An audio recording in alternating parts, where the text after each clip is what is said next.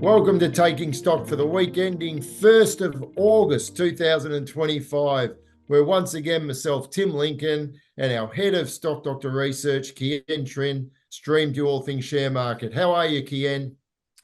Yeah, not too bad, Tim. Just recovering from our end of financial year party last night. Yeah, it was incredible at the Langham.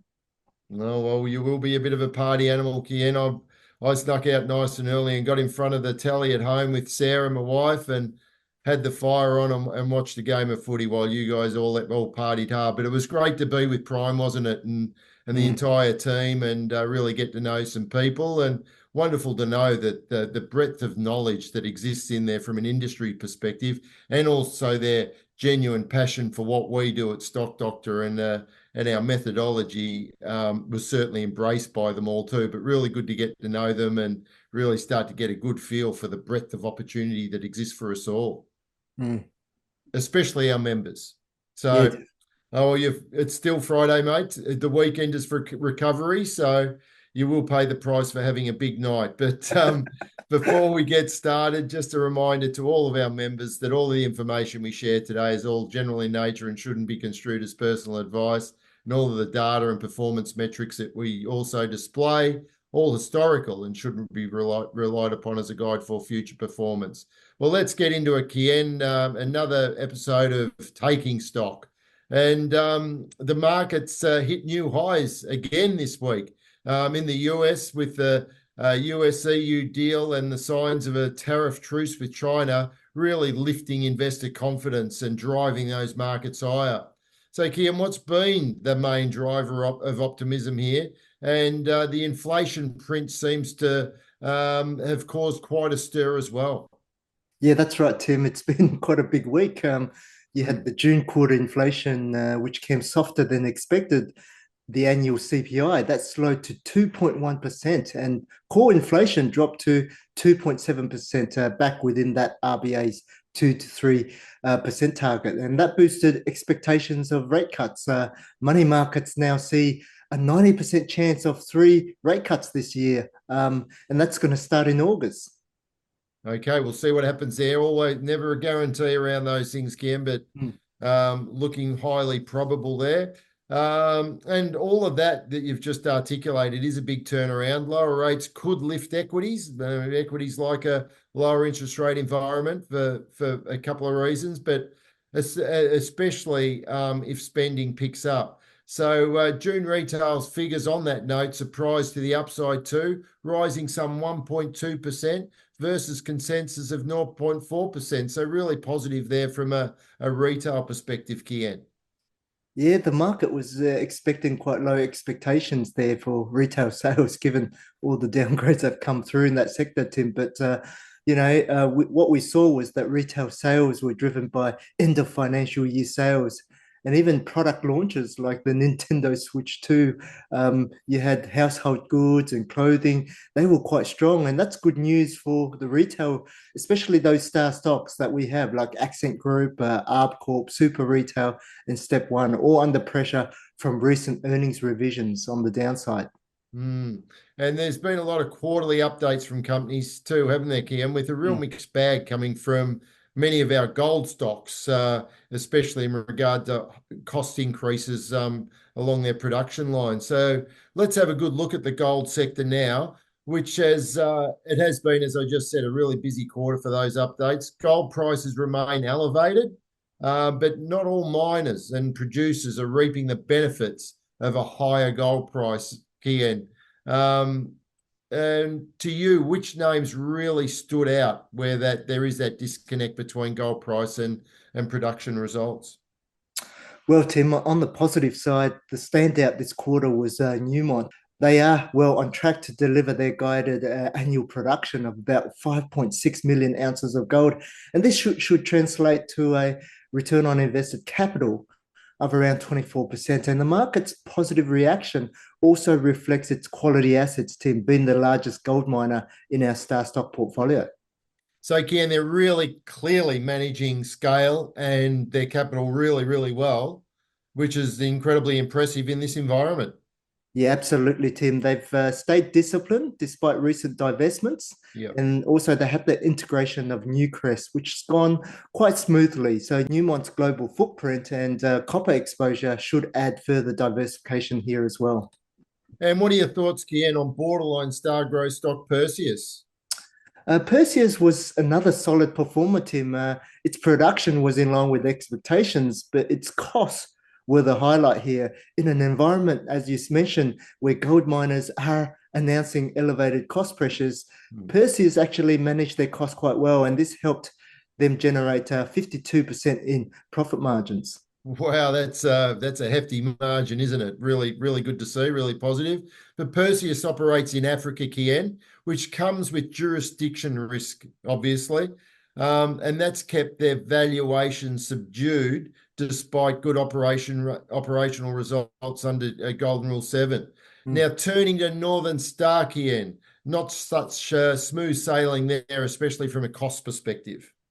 Yeah, that's right, Tim. On the negative side, we had Northern Star, and their June quarter was quite steady, but the focus has shifted to the outlook. Financial year 26 guidance shows that production, they are expected to lift production by about 13%, but costs are Mm. forecast to jump well above market expectations. And this reflects inflation and planned major shutdowns and also expansion projects like the KCGM mill as well. They're investing heavily now to lift capacity and improve their return on invested capital over time. But until the benefits flow through, Tim, likely in financial year 27, investors should expect some cost volatility and earnings pressure. Okay, thanks for that, Kian. And lastly, Emerald Resources, a smaller but emerging growth story as far as the gold stocks go. But the stock has experienced downward share price pressure in recent weeks, Kian. Yeah, it's underperformed some of the other gold miners. And Emerald's core operations, if you think about it, it's in Cambodia and it has a soft quarter due to the operational issues with limited access to their key bodies. Now, although production was roughly in line with downgraded guidance last month, its costs were actually much higher than expected, leading investors to kind of sell down the stock after the announcement. So in summary, Kian, Newmont and Perseus are executing really, really well with production levels high, good margin, and costs generally under control. Whereas Northern Star is spending now to grow later, so they're really investing in their future. And Emerald is overcoming operational issues, but is sticking to a plan. So, but all of their fundamentals still stack up. Even Ora Banda, who's been under a bit of share price pressure of late. It's one of the smaller plays. So we just got to expect more volatility generally in resource stocks, but especially these single commodities. And if they're smaller, will certainly be more volatile than others. So we just need to keep that in mind. But excellent little wrap there on the gold space, Kian. Thank you.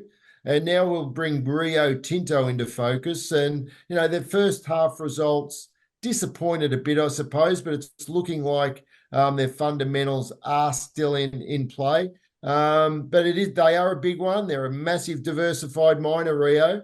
And they did release their first half results this week, Kien. So what's your initial take on their interim results?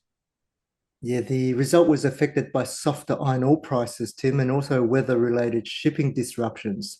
Their net profit missed expectations by around 5%, and this forced them to cut their dividend to $1.48 in US dollars, below market's expectations of $1.57 forecast.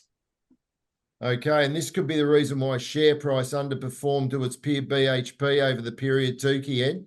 Interesting, the payout ratio from an income perspective or a yield perspective was maintained at 50%, and that was at the lower end of expected dividend. And that could put Star Stock status under a little bit of risk because we're looking for that sustainable yield. And it is a good example of the volatility that can occur across resource stocks that's in share price pressure. I noticed that Rio is also, Kian, undergoing a bit of a management change. Yeah, that's right, Tim. The company is transitioning to new CEO, Simon Trott, who previously ran the iron ore division. Rio is still pushing ahead, though, with its energy transition strategy, including the OU Togo copper expansion and also that 6.7 billion US acquisition of Arcadium Lithium as well. And despite this, the iron ore segment that continues to represent around or over 60% of its earnings. So the business remains highly sensitive to Chinese construction activity and steel pricing policies as well. Yeah, no doubt the 13% decline in iron ore price over the year has contributed to the expected fall in return on invested capital from 28% to 23%. And although this value remains high, the substantial decline could mean that it is also susceptible to losing its star growth stock status in the over the coming weeks. So while it's under review, hang tight there, but some of the metrics there that we're looking for, both from a star growth stock and star income perspective, are looking a little wobbly at the moment. Kien, now let's bring a bit of a spotlight also onto more of a tech-related business. So we're going out of the resource sector now into tech, and let's check out WiseTech, and they've made a CEO appointment, and it's Zubin Apo. Is the new CEO. What do you think of this, Kien, and is Zubin's appointment a good one for the business? Yeah, the appointment wasn't a big surprise, given that management did flag investors about the appointment not too long ago. Zubin has had a long association with WiseTech and its founder, Richard White, having worked at WiseTech between 2004 and 2018, and only recently returned this year as Deputy Chief Innovation Officer. Okay, and therefore Zubin's appointment is a sure signal that the era of Richard White is not yet over, Kien. He is Richard's man through and through, and his appointment appears to be a continuation of the existing strategy. Yeah, so that question about independence is still on investors' lips there, but Zubin does have limited CEO experience, and previously he did lead much smaller ventures, but he has helped shape key products like CargoWise and BorderWise, and has been a shareholder since 2005. But the real test will be the upcoming result, Tim, especially in light of that 3.2 billion acquisition of E2open and the cost restructuring currently underway. WiseTech needs to show that it can sustain those profit margins close to 30% and manage its debt load carefully, especially around financial health. And with the reporting season here, our members should remember to refer to the corporate calendar to stay on top of all of the results as they flow in from reporting season. And, it's a trickle at the moment, but over the next few weeks, it becomes a deluge of results. And this is where we're going to be at our very, very active best in the management of our portfolios. Really, really important. So keep referring to the corporate calendar. I note that Bunnings Trust, Kien, are one of our first star stocks to release their results, and they're expected to be released next week. And now to Under the Microscope, Kien. And this week, our feature deep dive is into Supply Networks, ticker code SNL. Supply Network, they're a star growth stock that's been quietly delivering consistent results. And Kien, what exactly does a business do, and why have their results been so impressive thus far? Yeah, Tim, Supply Networks, they operate under the Multi-Spares brand, and they supply aftermarket truck and bus parts across Australia and New Zealand. What makes them unique is their integrated model, offering not just parts, Tim, but also technical advice, and they provide purchasing systems and inventory management as well. And this builds customer loyalty and creates high barriers to entry. Very good. And Supply Network is a strong footprint in over 30 branches and is expanding further in Queensland, WA, and New Zealand to support its FY26 growth goals, which is fantastic. And their latest update looked very, very solid. And I love the numbers, Kien, obviously under Golden Rule 1 financial health, which is rock solid. But, Golden Rule 2 and 3, those numbers are looking very, very strong also.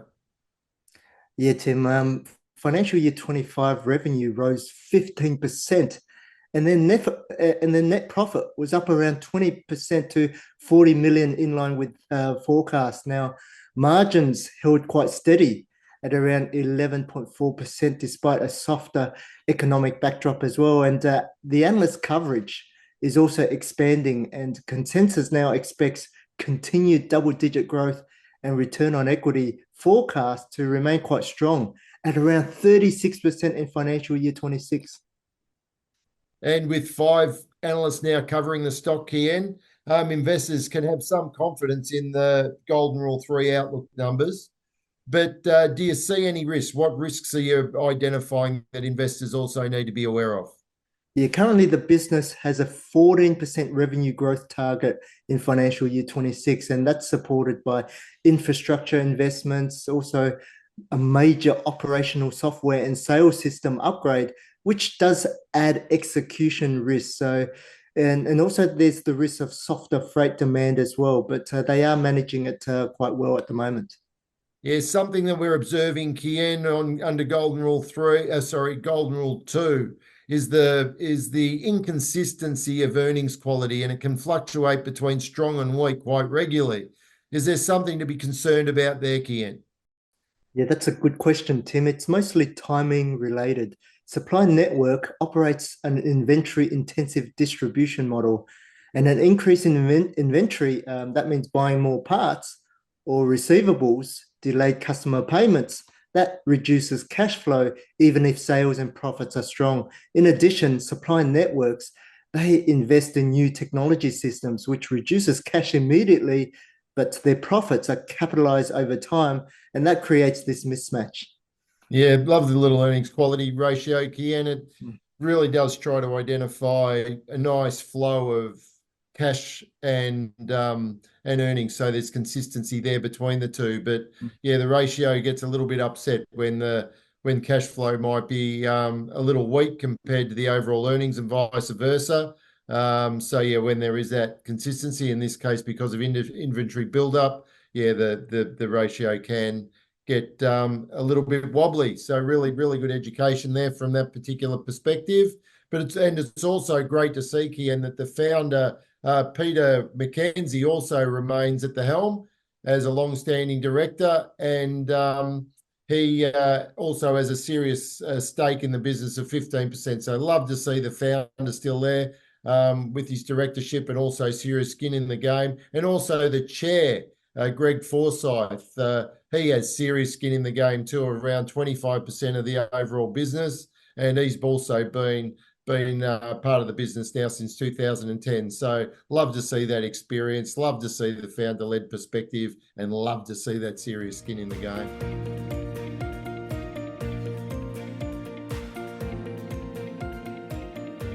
And a question of the weekend, it really is relevant to reporting season, which is great, but it is around dividends and tracking dividends in Stock Doctor. So with reporting season underway, Kien, again, it's really important that we, as we touched on before, get our portfolios in shape and ready, whether that be from a growth or an income perspective. So question of the week is, how can members track upcoming dividends in Stock Doctor? Well, Tim, a good starting point is the pending dividends section under the Tools tab. And this shows companies, and you can sort this by the next dividend date, which includes estimates of dividends per share and also their yield as well. Very good. And another option is in the corporate calendar, where you can track the ex-dividend events along with the results announcements. You can also create a custom watch list or select one from the list of the preset portfolios like star income stocks and sort by ex-dividend date. You can also see other fields here like franking, payout ratio, and forecast yields, etc. But you can also set up your own watch list layouts as well, together with setting alerts around when ex-dividend dates may be falling due. Yeah, so much useful information there. And you spoke about alerts, Tim. If you wanted to be alerted about the upcoming ex-dividend, head to the alert manager and set up notifications for upcoming dividend dates there. Also within the company page as well, you can access the dividends tab on the Golden the 9 golden rule screen to view historical dividend payments and upcoming dividend forecasts. Yeah, very good. And don't forget that much of this information can also be accessed via Golden Rule 2 and 3 section, helping you assess the sustainability and timing of dividends for each specific stock, especially the trend. What we love to see in regard to sustainability is that long-term trend and expected trend into the future of all of those key factors that we look for in regard to the sustainability of dividends going forward. So terrific, Ken. Well, that's all we've got time for. Another terrific taking stock. Always love sitting down with you. Thanks a lot for your time. Yeah, you too, Tim. Appreciate it. And of course, things are going to heat up over the next couple of weeks. So remember to monitor your portfolios and take advantage of the opportunities.